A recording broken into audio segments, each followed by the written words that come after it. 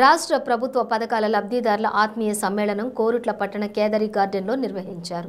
ఈ కార్యక్రమానికి ముఖ్య అతిథులుగా కోరుట్ల నియోజకవర్గం ఎమ్మెల్యే కల్వకుంట్ల విద్యాసాగర్ రావు, రాష్ట్ర బీఆర్ఎస్ నాయకులు డాక్టర్ కల్వకుంట్ల సంజయ్ హాజరయ్యారు.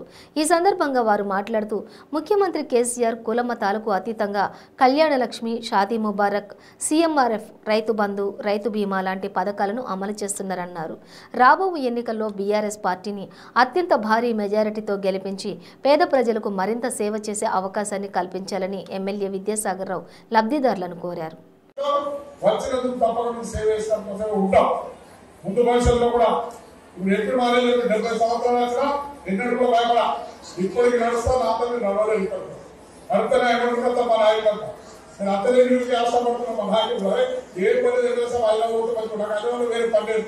వేరే వ్యాపారం లేదు, నా వ్యాపారం అంతా మీరే.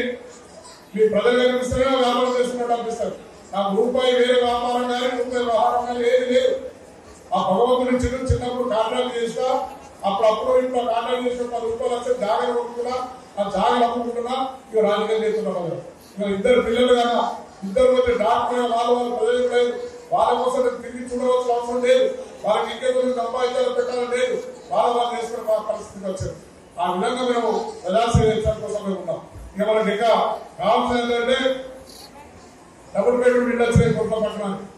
ఫస్ట్ ఒక 100 ఇచ్చిన 80 ఇచ్చినామా, ఒక 20 ఇళ్ళకి పోయిన వాళ్ళకు కొంతమందికి ఇష్టమైంది రోడ్ వైడింగ్, రోడ్ వైడింగ్ 80 ఇళ్ళ కళ. మీ అందరి సహకారంతో పాప ఇల్లు పోయినప్పుడు కూడా సార్ మంచి సార్ అంటే నేను వాళ్ళకి ఇల్లు ఇస్తాను చెప్పిన ఇల్లు కూడా అట్లే ఉన్నాయి. వాళ్ళకి 70 వరకు హ్యాండ్ ఓవర్ చేస్తాం. ఇప్పుడు ఇవాళ ముఖ్యమంత్రి గారు ఒకటే ఇస్తాం, ప్రభుత్వ స్థలాలు లేవు, ఎక్కడ సొంత స్థలాలు ఉన్న వాళ్ళకి ఇల్లు ఇవ్వాలని చెప్పి ముఖ్యమంత్రి గారు దృష్టి తీసుకుపోయాం. ముఖ్యమంత్రి గారు కూడా ఒక్కొక్క నియోజకవర్గానికి 2 నుంచి 3 వేల ఇల్లు ఇస్తారని చెప్పారు. మన దగ్గర ఎవరైతే మీ సొంత భూములయ్యా గుర్తులేసుకొని ఎవరైతే ఉన్నారో వాళ్ళందరికీ కూడా కోట్ల పట్టణంలో 7 నుంచి 800 మందికి ఇల్లు ఇస్తారని చెప్పుకుంటున్నారు. తొందరలో అదుగా ఎలక్షన్ కాదు, మార్చి నెలలో మా మంజూరు ఇస్తారు. వచ్చే నెల మార్చిలో ఇచ్చిన తర్వాత మీకు అందరికీ కూడా ఇక్కడ కొట్ల పట్టణంలో ఇంకో 700 దాదాపు ఈ బాధలు ఉన్నాయి. కట్టవచ్చే ప్రయత్నం చేస్తుంది. ఇక్కడ కూడా 230 డబుల్ బెడ్రూమ్ కట్టేది, అవి కూడా ప్రయత్నం జరుగుతుంది. కానీ ధరలు బాగా పెరిగి ముందరికి వస్తారు. దాంతో కాంట్రాక్ట్ దాకా ఆగిపోయి కూడా ప్రయత్నం చేసి ఆ ఇళ్ళను కూడా మీకు ఇన్సూరెన్స్ చేసి దాదాపు ఒక 1000-1200 మంది అప్లికేషన్లు 1000-1200 ఉన్నాయి ఇక్కడ కొట్ల పట్టణంలో. ఇల్లు నేను నిరుపేదలు అందరికీ దఫాల వారిగా మొత్తం మందికి ఇస్తారు ప్రయత్నం చేస్తాను. ఈ విధంగా అభివృద్ధి అనేది జరుగుతున్నది. తప్పక ఇప్పిస్తాం.